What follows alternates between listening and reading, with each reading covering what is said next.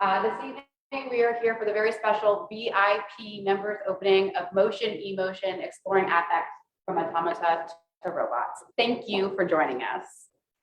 This evening's presentation was presented and is presented by the Dragas Companies and George and Grace Dragas Family Foundation. We want to thank them as well as the Food family for their support as we develop this show. I want to thank all of you for being members and supporters and family of the museum. First, I want to kind of zoom out and show you guys this brand new education space that we developed just for this exhibit. We hope you will bring your wee ones. We hope you'll come and play with Wally.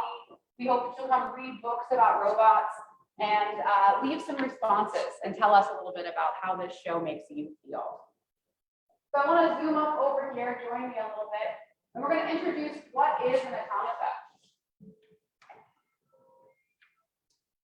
This interdisciplinary exhibition investigates the emotional qualities of automata and robots by pairing the museum's permanent collection with the work of contemporary artists and scientists. Basically, what does that mean? This art show is about historical and contemporary robotics and how they make you feel. We are going to take questions via the Q&A over the course of this exhibit. We encourage you to post them in there, and at the end, we're going to take all your questions. This show is guest curated by Sarah Woodbury. Sarah Woodbury is a scholar, curator, and artist whose research intersects the history of museums, mobility studies, and art access. Her scholarly practice encompasses curation, writing, public speaking, and digital humanities. We invited her to work on the show because she has previously worked with a collection featuring historical automata at the Shelburne Museum in Vermont and has experience with these kinds of objects and their distinct multisensory qualities. She's co-curated an exhibition on the science fiction while at Shelburne, which addressed topics such as robots and space travel, with a focus mainly on the mid-20th century. Currently, she's a PhD candidate at the College of William & Mary, and she's doing her dissertation concentration on art outreach and exhibitions. So join us, come on in. We can't wait to show you a little bit more about this show. It unfolds first by showing you automata. So what is an automata? I'm going to give you a brief overview. Automata are mechanical sculptures that predate robots. While robots and automata, they have a lot in common, there's also some really important differences. Where robots typically use electricity as their primary energy source, automata traditionally operate through purely mechanical clockwork. Automata can also perform a limited number of movements set in predetermined sequence, which they usually repeat until their clockwork while it winds down. Well, robots, by contrast, can be programmed to do different things, giving them much greater versatility. Descriptions of automata appear in ancient Greek documents, but the earliest surviving European examples date from the 16th century. Prior to the 19th century, automata were designed primarily for their wrist pressing, with each piece having a unique object. I'm excited to invite Sarah Woodbury to talk a little bit more about the Uncanny Valley.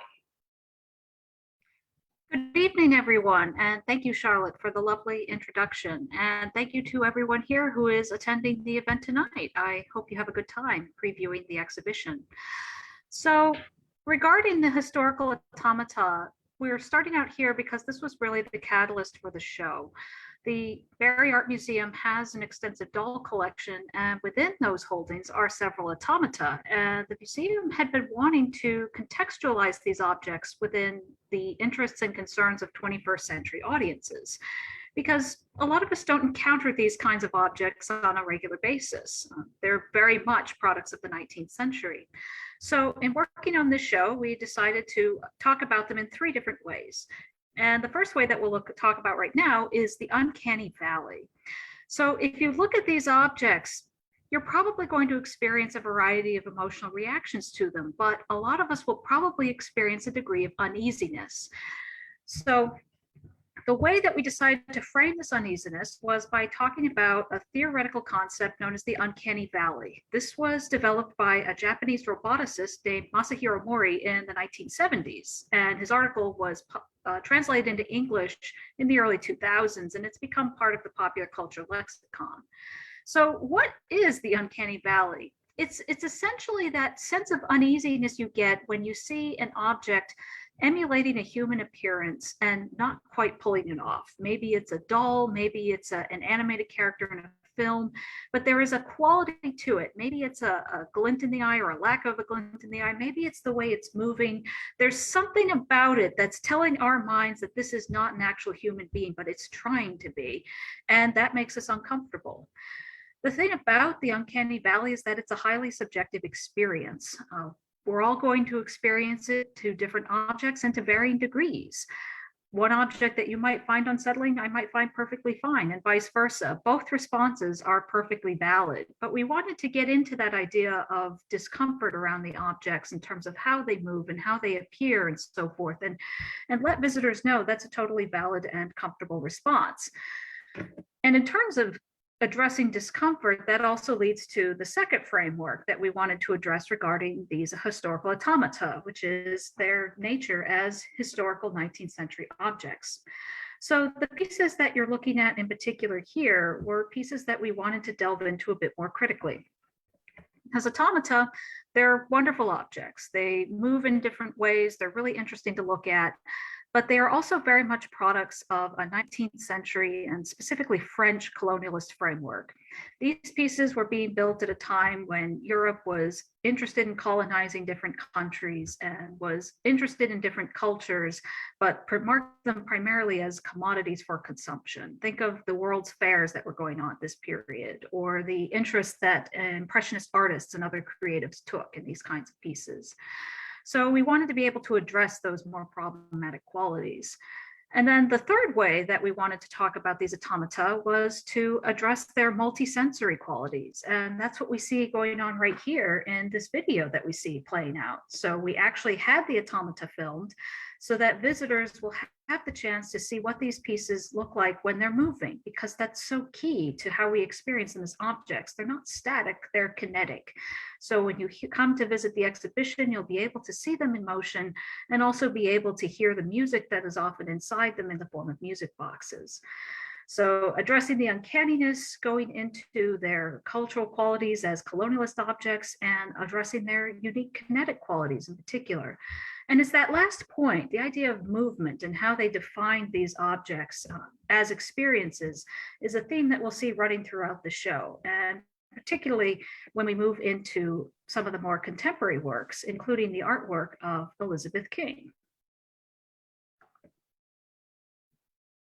And one piece I want to bring some attention to is just on the screen over here is this piece, which to me always really feels like a perfect example of this really kind of fun and maybe often called whimsical mashup, but certainly is not particularly accurate historically speaking. Here we have a tea drinker who has clearly a very European tea set. She has a geisha hair, and then she has Chinese dress. The sound is purely Western. It's obviously European when it gets played. And so it's sort of this wonderful, exquisite corpse or Frankenstein of a lot of different cultures coming together and being emulated in one piece. Is it accurate? No. Was it created for entertainment? Absolutely.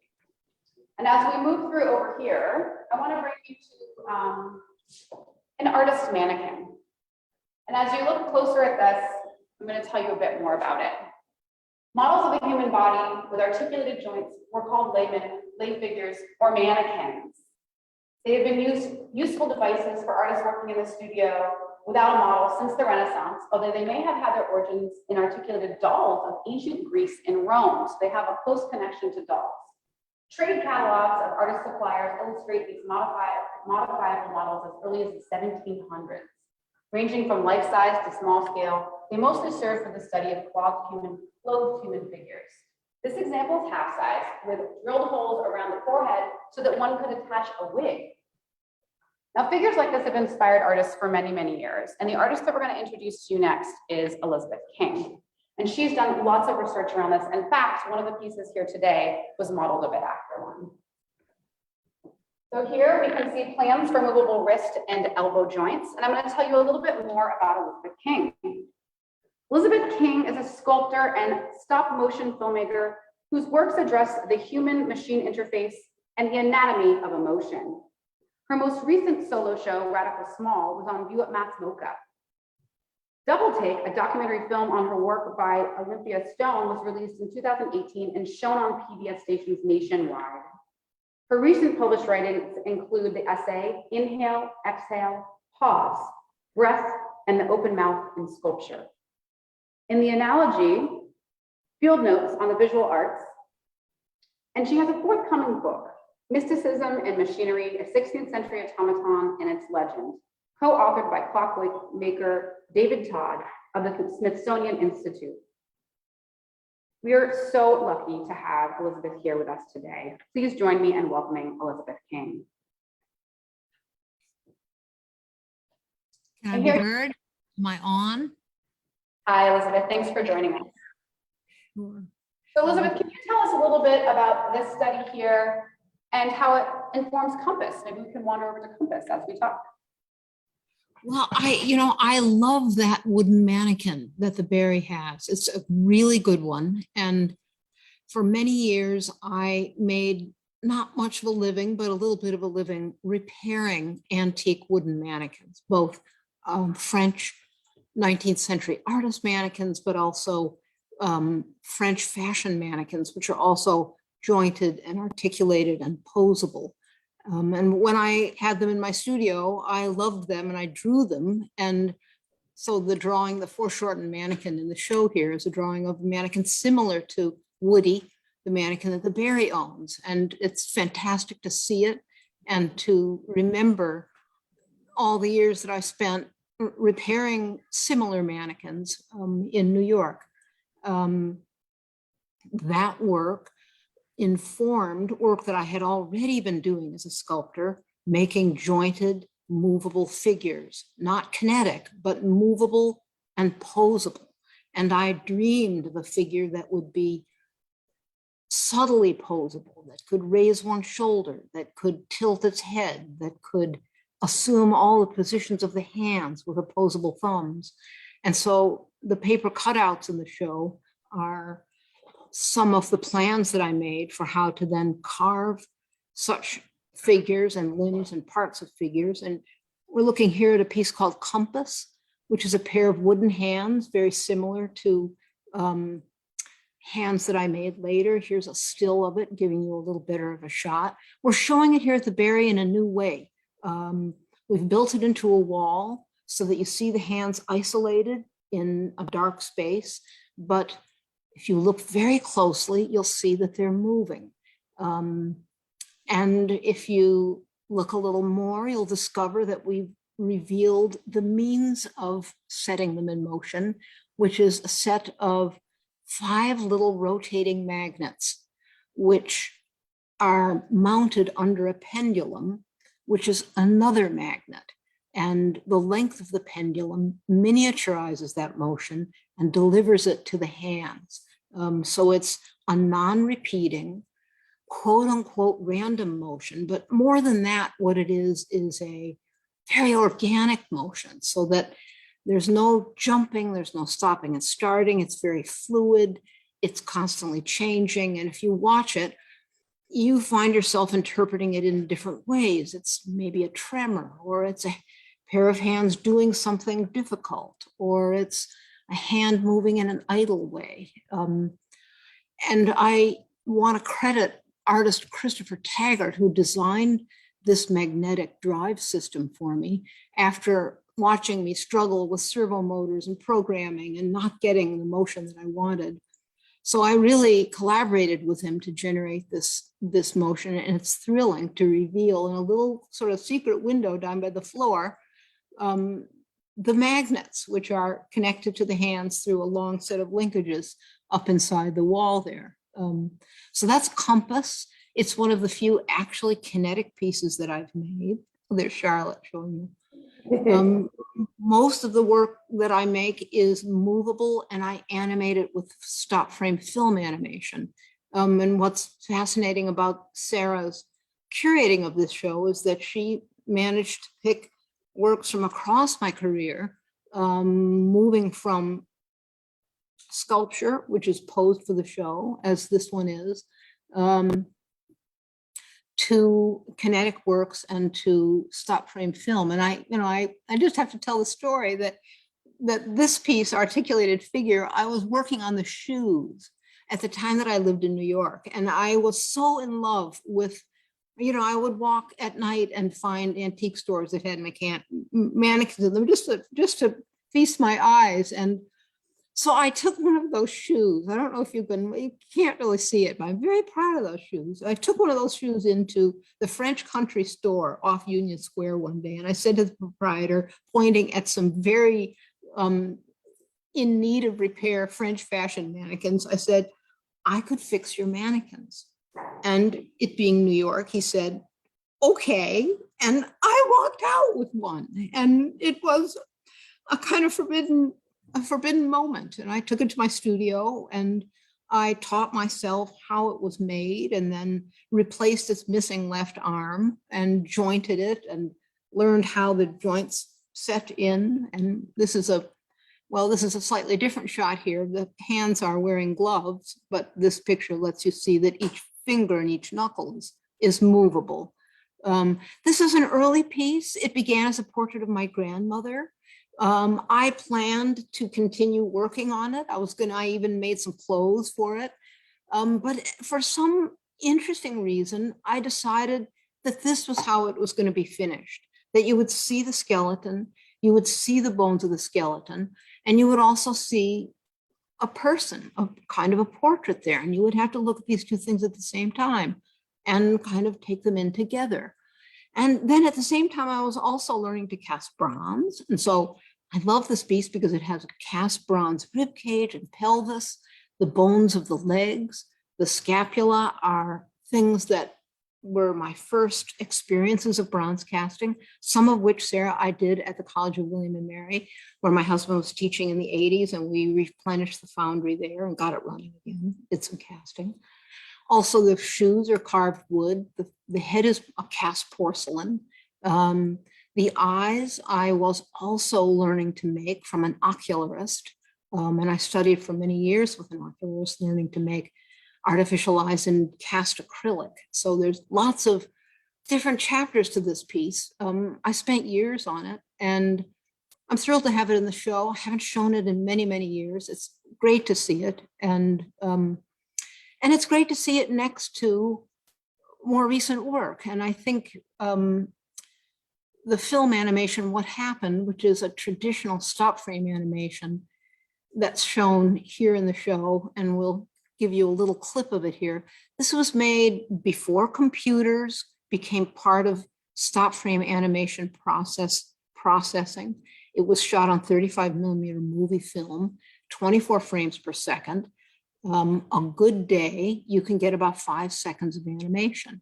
It's a small sculpture, which is currently in the collection of the Hirshhorn Museum, about half-life size, porcelain head. And here you can see I've really been influenced by those antique wooden mannequins, because I've designed the full body, the neck, the wrists, even movable thumbs. And when I finished this piece, I started dreaming about animating it with stop frame film. And I got a great opportunity to do it in San Francisco with an old friend from college, Richard Kizu Blair, who at that time was a director for Colossal Pictures, a big special effects studio whose work you've seen without realizing it. They had some dead time on their big film stage. I flew out with the sculpture. We shot for 2 weeks, each day a new little episode, and put together this sequence, which we call What Happened. And the process of shooting, what were we going to have it do, was the big question every day. And one of the first things we had to do was just look at its hand. Many of the gestures are ruminative gestures. They're sort of thought of them as things that we do when we're not paying attention, daydreaming or thinking about the future. I wanted to try and capture those fugitive gestures of the body with this wooden sculpture. So this is a piece in the show. I'm very involved with making things that can be seen up close and that will continue to deliver. And so a couple of photographs we included in the show are super, super high magnification photographs. Here's one, and there's the other, an ear and a mouth. These are photographs of a head that's about this high, about 4 inches from the top of the head to the chin. Cast porcelain, very much like the dolls at the Barry. pigment of the porcelain is put on with China paint, which is a low-fired pigment. And I wanted to see how close I could look. And so I worked with a photographer and we zoomed in very close, blew these things up into big prints to see if they could carry the resolution of the sculpture itself. That sculpture is in a collection in Minneapolis, in the Minneapolis Museum of Art. It's called Silent Partner. Like the sculpture that you see in the film, it's small, it has a wooden body, it's posed each time it's shown.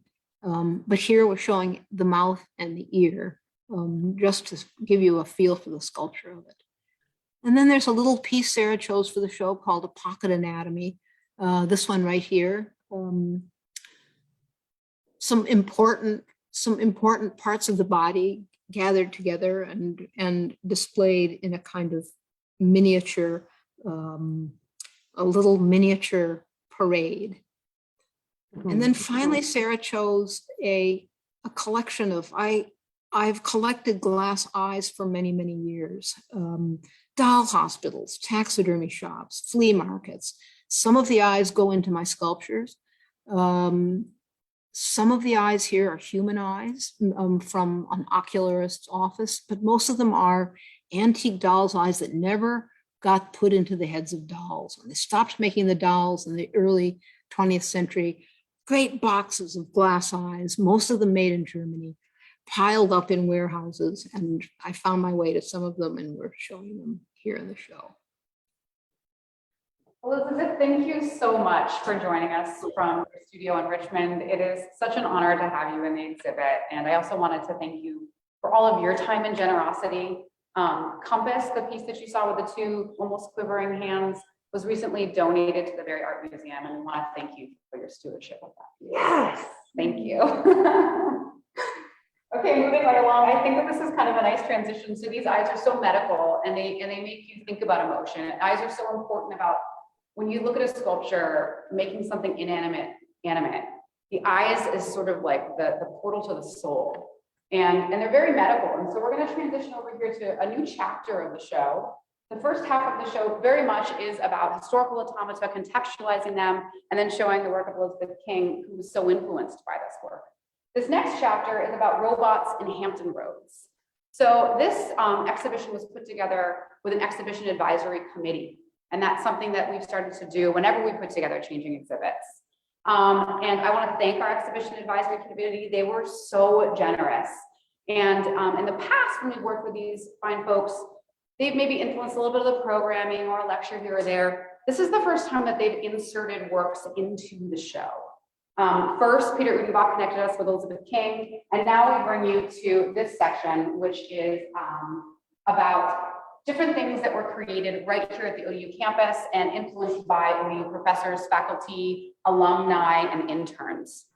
The first piece I want to show you here is called David's Project, and I'm excited to welcome two guest speakers along, sort of the idea maker, Tina Gustin, as well as the engineer, Giannis. So Dr. Tina Gustin is an assistant professor at Old Dominion University of Nursing.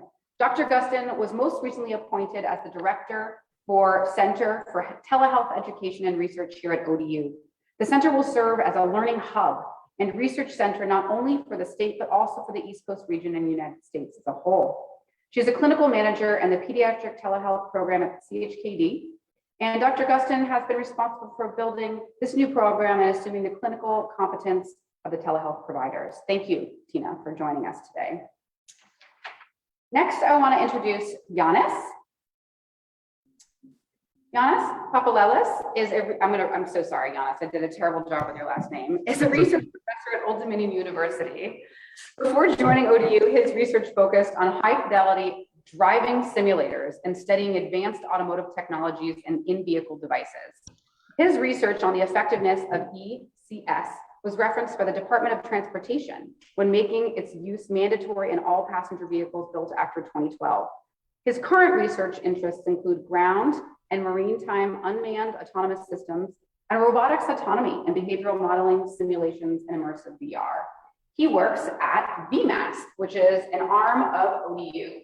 Welcome, guys. And can you tell us a little bit about this project here?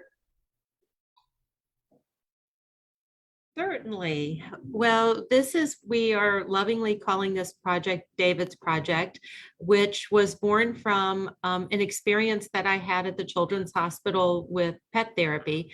I was going to the hospital at that time with my therapy dog, and it had a previous time at CHKD where I was working in oncology and was meeting with a family of David. And the father asked what I really did. I think he kind of figured I wasn't just an animal therapy person, and said, what do you do in your real life? And as I shared with him some of the work that we were doing through C-Tier and some of the work we had with technology and robots, he said, I'll never forget, oh, Tina, you've got it all wrong. You know, that robot you've got over at the school, David should be using this robot.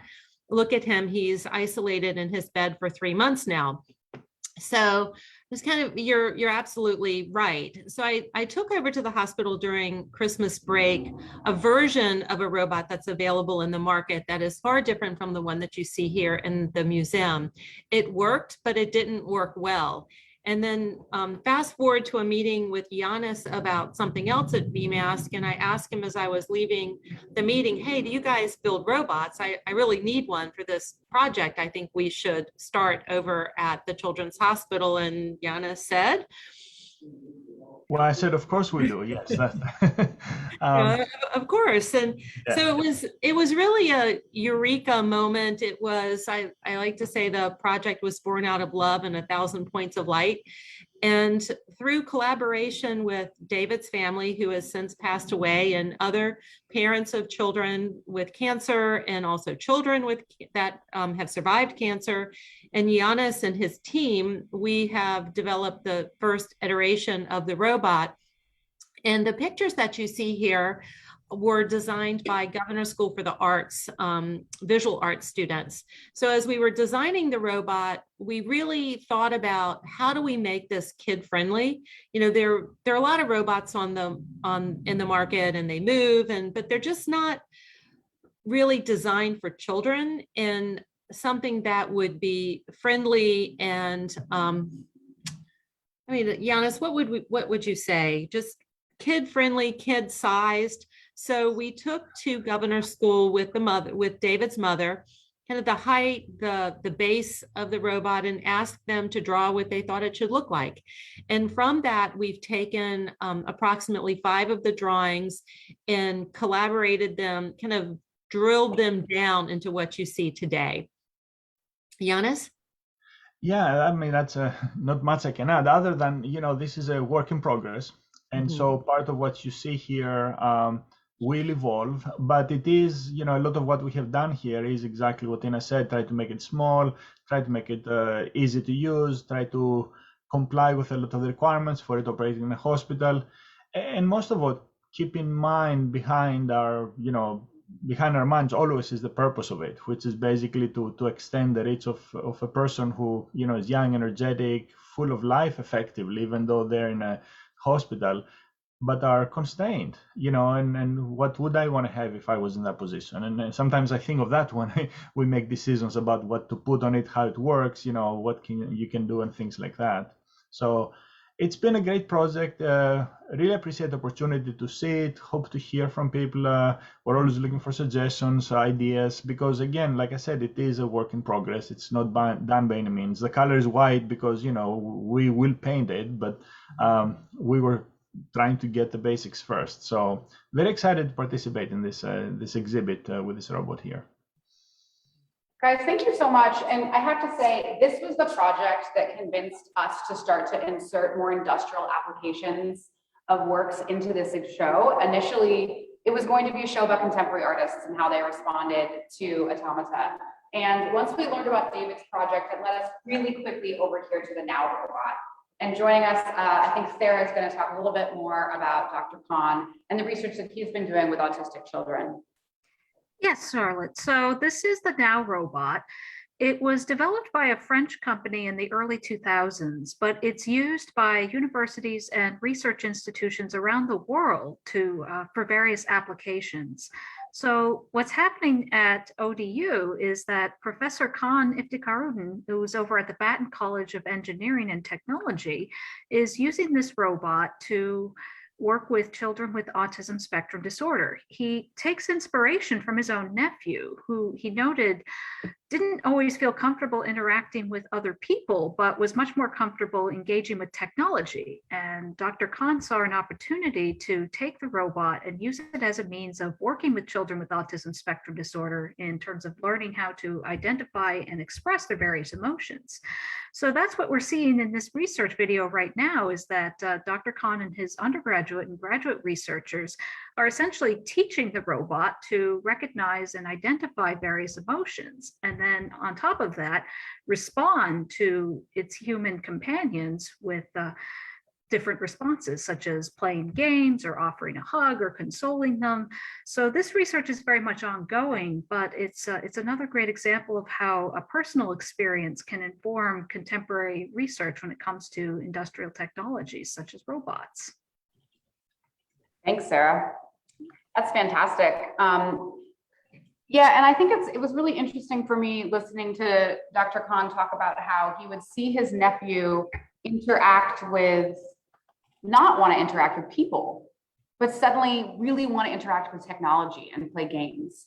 And how suddenly something that sometimes makes us feel so distant from one another, like technology, also can be something that connects us.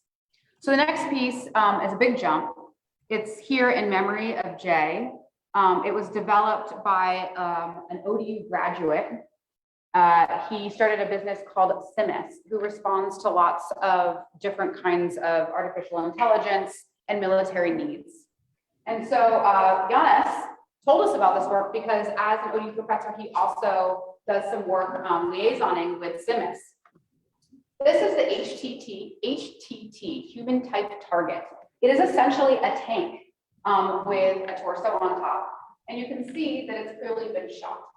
And the way that it was shot was, well, by snipers.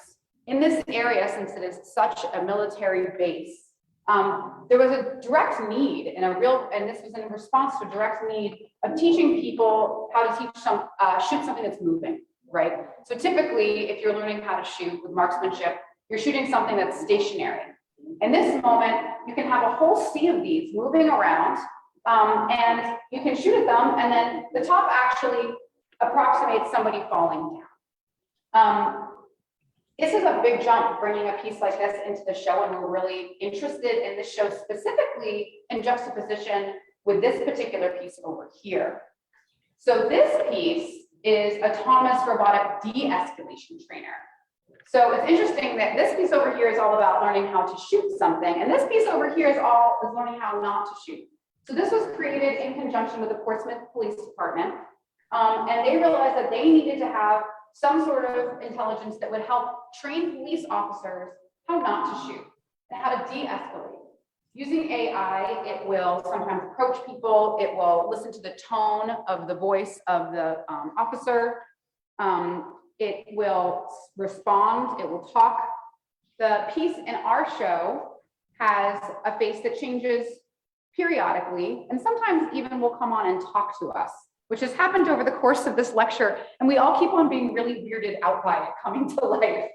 Giannis, do you want to join us for a second and talk a little bit about the development of these two projects? Yeah, absolutely. And again, being the engineer here, this is all very new to me and very exciting. And the best thing I can say about those robots, I think you did a great job presenting the contradiction. Something it never occurred to me. I've worked with all of these robots. I build robots, do research in robotics and so forth. I never thought about the human aspect of it or the realism of it and the emotion they produce for people, even though part of what makes them operate depends on creating an emotion or being human-like. The target is important. You see it up close and you don't think much about it in terms of, I'm not going to confuse this with a human being. But if it's 500 yards away or 800 yards away, and you're looking at it through a scope of a rifle, it looks like a person walking. And so it has a great training value, and that's the core part that we're looking at. But at the same time, it is teaching people to shoot, and it's something you don't often deal with as an engineer. And then, of course, the other robot, again, it's depending. We depend on it creating an emotion. When an officer is training with it, we depend on its vocabulary, its movement, its aggressiveness, its words to annoy the officer, to challenge the officer, to insult the officer, in order to evoke a response that we actually don't want the officer to exhibit. And so emotion is a big part of the functioning of the robot.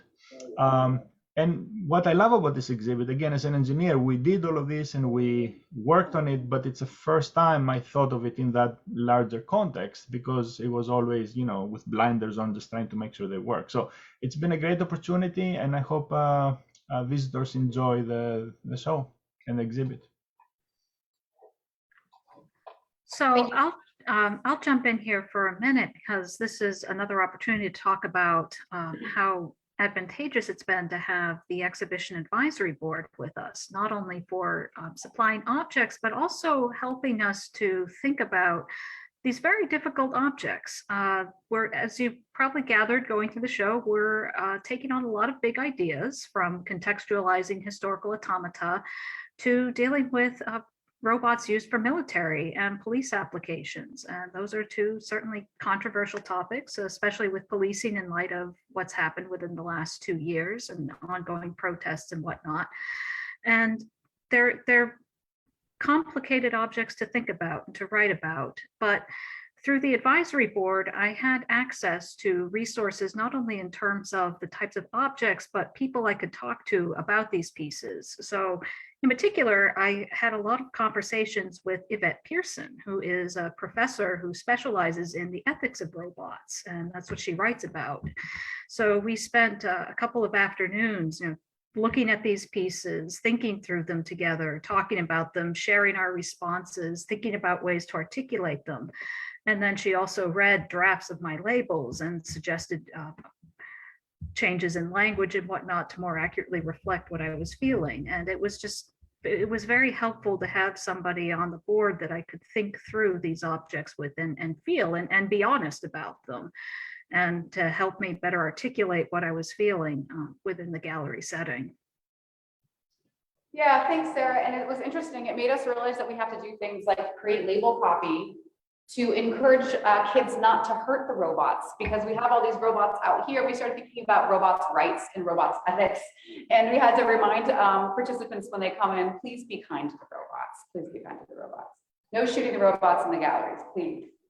So finally, I think there's a really wonderful breath right here. We all get to get together, collective sigh in this final space. The final chapter is dedicated to the artwork of Joseph Morris, who's an artist based in Brooklyn, New York. He's an expert craftsman and coder who believes in the possibilities enabled by integrating technology and the arts. Joseph Morris has been working with electronics in his art since 2006. He began by taking things apart and putting them back together again to make sculptural collages with gears and motors and moving parts. He started experimenting with software and coding in 2007 and has been integrating technology into his craft ever since. Joseph is a self-taught programmer, prototyper, and pro tinkerer. He holds an MFA in Art and Technology Studies from the School of Art Institute of Chicago and a BFA in Sculpture from SUNY Purchase. He's currently a tenure track professor of 3D design and sculpture at SUNY Worcester Community College and serves on the Digital and Media Arts Artist Advisory Committee for the NYFA. Please join me in welcoming artist Joseph Morris. Joseph, thank you so much for coming. And I originally met Joe when I was teaching a class at Oxbow School of Art and Craft, and it was a glass blowing course. I remember thinking you could have taught the class if it was a different subject matter. So it's not at all if you were a student and I was the teacher, but I remember thinking about your work and this work with emotive machines the second we thought of the exhibit because of this particular project that you've been working on for quite a long time. Do you want to talk a little bit about this piece, Imminence, and how it came to be? Sure, yeah. Yeah, sounds great. So Imminence started with an idea of how to make a piece that could well, have movement, also activate sensations for a viewer or an audience. Thinking about ways to engage a person on another level other than looking at something, but actually feeling something, like the breath of a body from a work on your skin. So it's very much about looking at the work, but also experiencing the work and trying to get an impression of breath, air, sensation, and also a piece that feels like it's about to come alive. It's about to leap off the wall. It's a part of the space. It's somewhere between a singular sculpture and an installation, but it also engages your senses. It really does. It reads on you. Joe, talk to me a little bit about the technology that you use. I'm thinking through a lot of everyday objects that you could probably get from the hardware store. I wonder, how long are these guys going to live? Questionable. It's a combination of high-low technology. So what we're looking at, if we just break everything down to its like bare components, we're looking at painter's tarp, disposable painter's tarp. It's like really, really, really fragile. And if someone were to like lean on it too hard, it would kind of tear and break. The metal is a spring steel, so that's probably the most robust, but you know, it's all gears and motors and things that require maintenance, and I'm the only one that really works on these things. So they will all eventually kind of wear themselves out, kind of much like a body would. And Charlotte and I were talking about this earlier during installation, how it's funny to have a show of my work with engineers, because I've worked with engineers in the past and on other projects, and they build a level of redundancy in their pieces where mine has none. Yeah, I wanted to show the part back here. I think it's so fascinating. Like there's such tension in this work, the way that like it just, but yeah, tell us about the redundancy in this piece. Yeah, there is none. The engineers build multiple levels of redundancy. So these kind of ride on a sort of knife edge of, is it working? Is it sort of about to fall apart? How long will this have? Will it work? And it creates a sort of delicacy and sort of, because the thing doesn't last forever, because the thing is so balanced on being a really sort of delicate object and a sort of more something like that's industrial or it's just going to stay in the space forever. It's, I don't know, I like it. I find it kind of beautiful. I'm sure there are people that would look at artwork and really want, no, we need something cast in bronze that lasts forever. But for me, part of the beauty in these things is also that they don't last forever. They're bodies. They're almost like people. We don't last forever. I expose the work. I expose it for. I don't hide the electronics. I don't hide the components that make the piece. I try to be sort of very open and honest about what it is that makes the work, and also that, yeah, again, it's not going to last forever. When we chose these works, you know, and we thought of a lot of different organizing factors for the exhibit.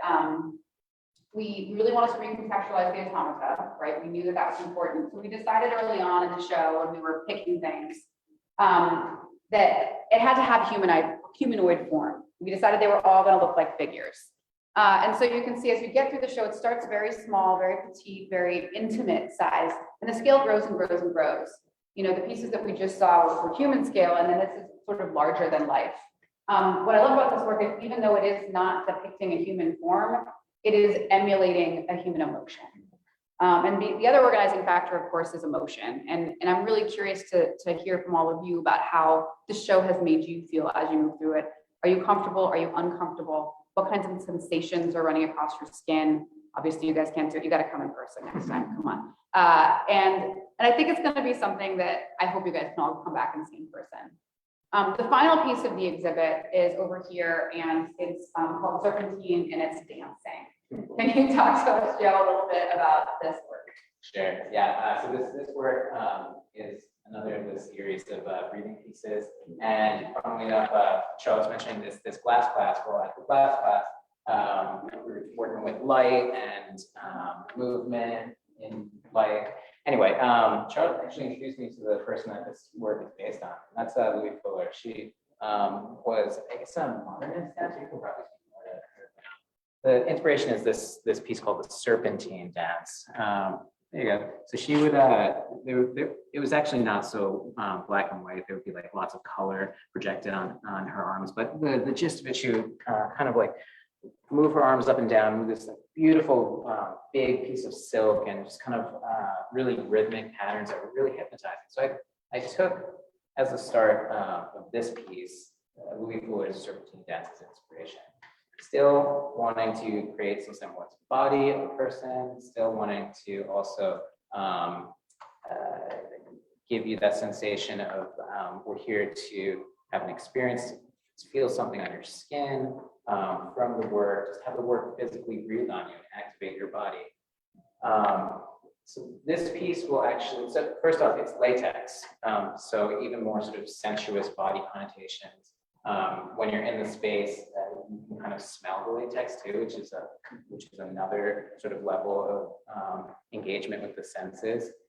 And it's actually, I don't know if we'll get to see it, it depends on how long we point the camera on it and how good my programming is, but it goes through several cycles of motion. So right now we're just seeing a sort of very basic circular motion, but as time progresses, it alternates and moves between these sort of more, this is kind of like, this is sort of like a more graceful sort of standby almost motion, but it will move forward and back, do some other gestural interactions. This one's a little bit more programmed and choreographed than the piece you just saw in minutes. So this will go through several different almost waving and clapping and inhalation and exhalation cycles. Wonderful. Thank you so much, Joe. This is gorgeous. And so finally, we are going to take a few questions. If everybody wants to turn on their screens, the first one is for Liz. I would love to hear more about the role of portraiture and self-portraiture in your work. Can you tell us a bit about that? Maybe we should wander on over. Elizabeth, are you still there? Oh yeah, good. I'm here. Am I audible? You're audible. I'm audible. Okay. Yes, there's a fair bit of self-portraiture here, as well as portraiture of my mother and my grandmother. I began with my grandmother, and then my mother, and then myself, oddly hitting the three of us at ages within about the same decade. Mostly because we were available and I spent lots of time looking at them. And when I worked on a self-portrait, I could do things that wouldn't offend anyone. I could shave my head. I could, make a few changes. I just was available. But it's a good question because at the same time, any self-portrait is an attempt to answer the question, what am I? And what is it to be alive? And where does the inside end and the outside begin? Because a lot of the work is done working on the inside of the body, inside the head, setting the eyes, opening up the sockets for the eyes, opening the mouth. And so there is a philosophical aspect of it as well. The question, what is a self and what is consciousness and where do I end and the world begin? So that's the best answer I can give for now to that question. Thank you. Thank you. And I had another student ask a really good question, and that was, if these are all self-portraits, are the portraits aging? I didn't know how to answer that. The artist is aging, that's for sure. Yeah, the portraits are getting older too, if I keep making them. And there is one, I am working on another one now that has a few more sculptural topographies to the face. I call them smile lines. Okay, the next question is one I have for Sarah Woodbury. After Sarah's been doing so much research in our historical common collection, I want to come back here and I want to ask Sarah, what was the most curious thing you discovered as you were researching this collection? And if you could give us like one little tidbit about something you really didn't think you were ever going to see? Sure thing. I'm sorry. I think the host needs to turn my video back on. So that's why I'm just a name right now. Yes, I will start my video. Thank you, host. Okay. Well, that's a great question, because as you know, with any exhibition, you always end up finding out far more than what you can put in the show. There's just never enough space for it. So you end up being full of all of these random factoids that you're hoping somebody will ask you, so what was this thing? And there are quite a few of them for this exhibition, but I think the one that resonates with me in terms of the individual objects is actually the crying girl with the Polichinelle, if we'll go over back to that one. This automaton has always struck me as a little odd ever since I've seen it, because it's a crying child, and I was just really perplexed. As an art historian, I tend to be attracted not so much to objects I especially like when I research, but more of ones that perplex me in terms of audience. You know, basically my question is, why would somebody want this?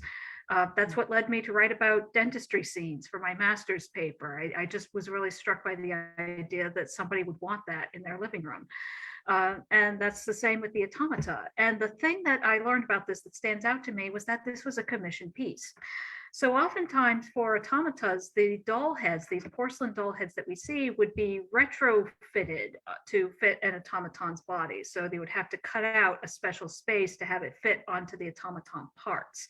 But this head, this crying girl, was actually commissioned specifically as an automaton. So the designer, Leopold Lambert, went to Gimeau, the leading doll designer and manufacturer of the time, and said, I want you to make a head of a crying child for a series of automata that I want to do that show children with different kinds of emotional expressions. I want a laughing child, I want a whistling child, and yes, I want a child that is crying her eyes out because the doll's broken. And what struck me is that, you know, you see it in catalogs, and you've seen it in auction catalogs since then. So there was clearly an audience for it. So I again, it just really illustrates so well that idea of the uncanny valley and how subjective it is. I look at this piece and I can't quite wrap my head around why somebody would want it, but clearly lots of people did, and there was an audience for it. So it was moments like that that really jumped out to me in terms of how peculiar these objects really are, and how much we're conditioned by our own 21st century perspectives looking at them. Yeah, that's great. And it actually leads me to another one over here that I've been thinking about a lot. Do you want to tell us your story about the jockey? So one thing Sure. that we finally do with this exhibit, which was so exciting, is people would walk in its previous incarnation, the way it was installed in the doll galleries, and people wouldn't know that these move because you can't tell. How could you? So we went through this whole process, and it was wonderful. Our founder came in, Carolyn Berry, and we wound up every single one of the automata, and we made them all move, and we recorded them. So now when people come in, they can see this video of them all moving and understand that they do move. Well, Sarah had the pleasure of winding this one. Yeah, so the smoking jockey, this was actually the whole day was great, because up to this point, the only time I'd seen automatons in motion was in video. The Shelburne ones that I worked with in Vermont, I never actually saw the objects move. I only had a video reference that was done in the 80s. So this was the first time I got to see these things move in person. And they really are quite mesmerizing. If you get a chance to come to Automa Tuesdays every Tuesday at noon, I highly encourage it, because you get to see these pieces as they were meant to be experienced. So anyway, I was invited to help wind up some of these automatons, and I was like, well, sure, why not? So we started out with the smoking jockey. So this is a smoking figure. Smoking automatons were very popular in the 19th century. They took on a variety of guises. You even had celebrities like Buffalo Bill Cody rendered as automatons, and they do appear to smoke. What's interesting about them is that they usually don't have music boxes. Instead, their insides are cleared out to accommodate a bellows, which usually runs through the arm rather than the mouth. So you don't need a tight seal on the cigarette. So you get the puff of smoke, and it creates the illusion of the automaton smoking. So I was invited to warm it up, but what I didn't know was that apparently it still had a little juice left from its previous wind up in the clockwork. So I pulled out the pin, they were showing me how to operate it, and this thing starts blinking at me and moving its head and twitching its writing crop. And I was, with the absence of music, it just slipped right into this animated motion. I wasn't fully prepared for it. So I just remember, like, oh, hello there. Nice to see you. And that was my jump into seeing these pieces become animated. And I know a staff favorite is this one because she dances and pirouettes and runs around on the ground. One of the programs would love to tell you guys about is Automata Tuesday. So something that came out of this is we realized that from a conservation standpoint, we have to wind these up really regularly. And we weren't doing that because it involves taking the top off and there's a lot of logistics. So now every Tuesday we are winding one up, and you can join us on Instagram if you'd like. And you can see it move, and you can see all the different kinds of senses come to life. You can hear it, there's the audible component, there's the textural component, obviously there's a visual component. And if we ever did the smoking jockey, with smoke, there would even be an olfactory component, so all the senses.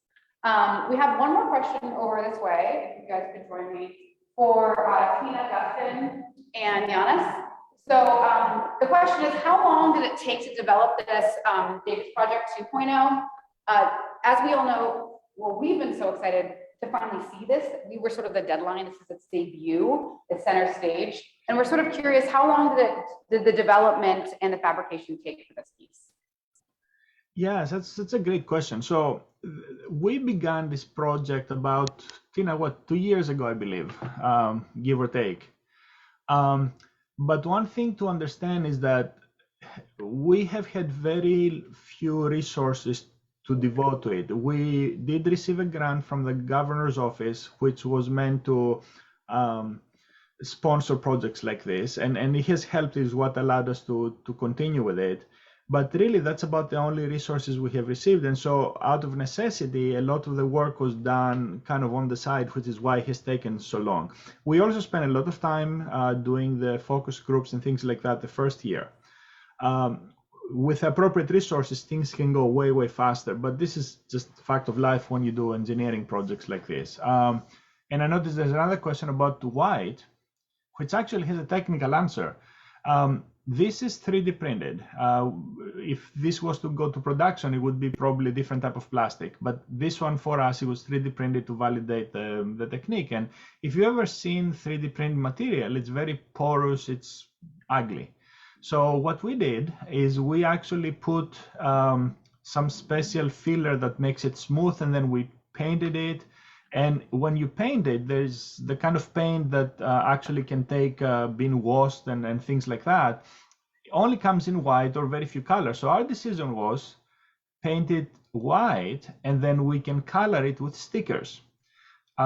Everything you see on it is actually stickers. So the whole idea is that we can do, large swaths of stickers and things like that, and approximate closer the drawings from the governor's school children.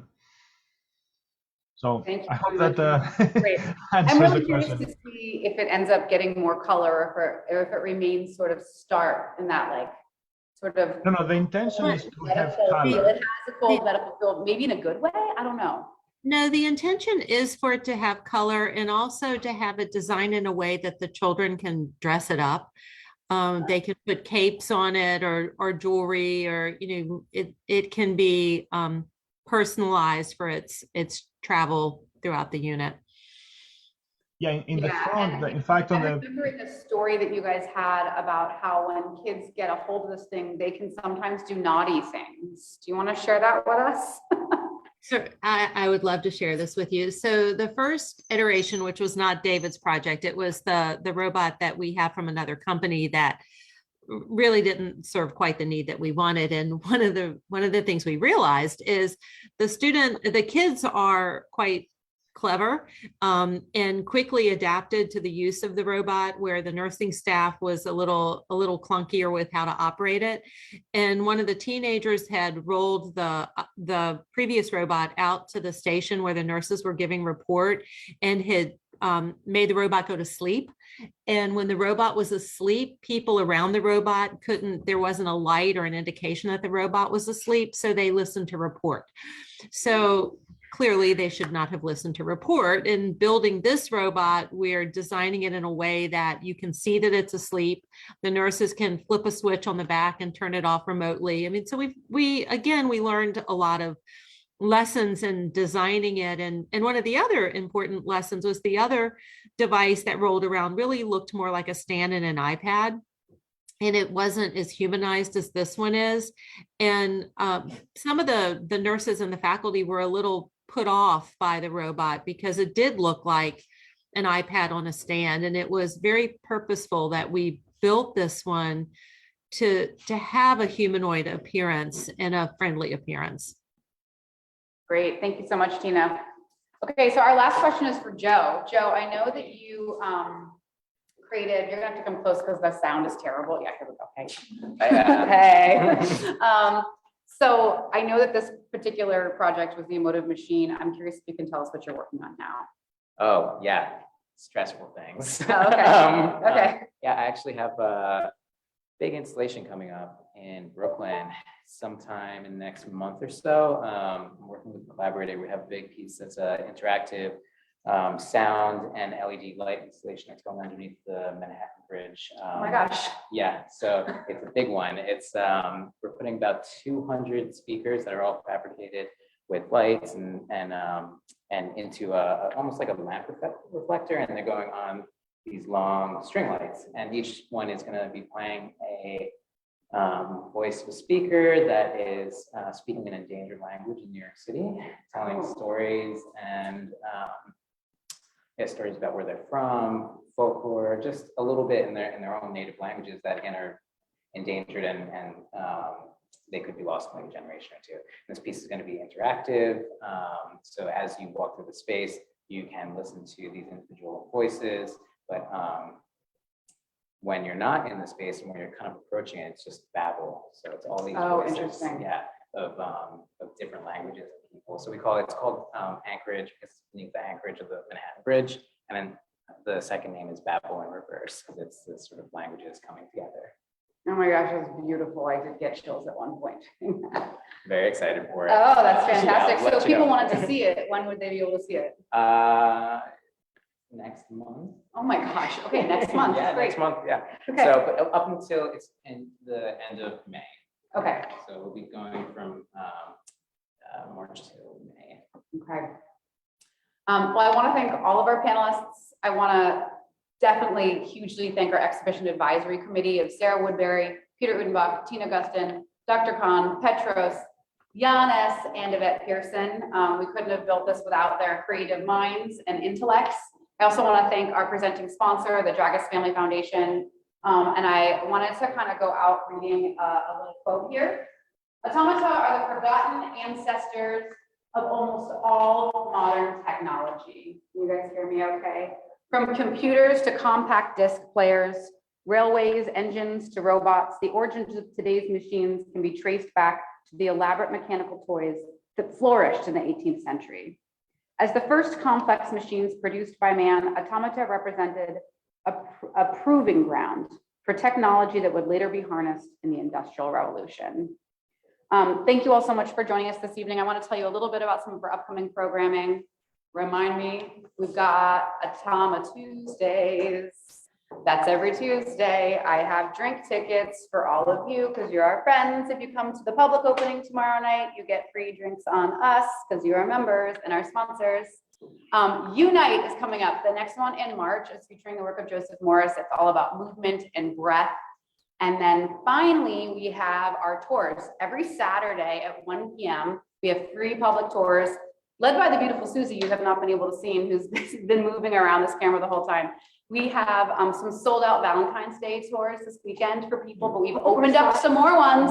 So if anybody wants to come in for a couple to hear about some couples artwork like the piece on the screen in front of you, join us. It's Black History Month, so if you'd like to come in for some of our Black History Month tours and the Black subject matters in the collection, that would be great.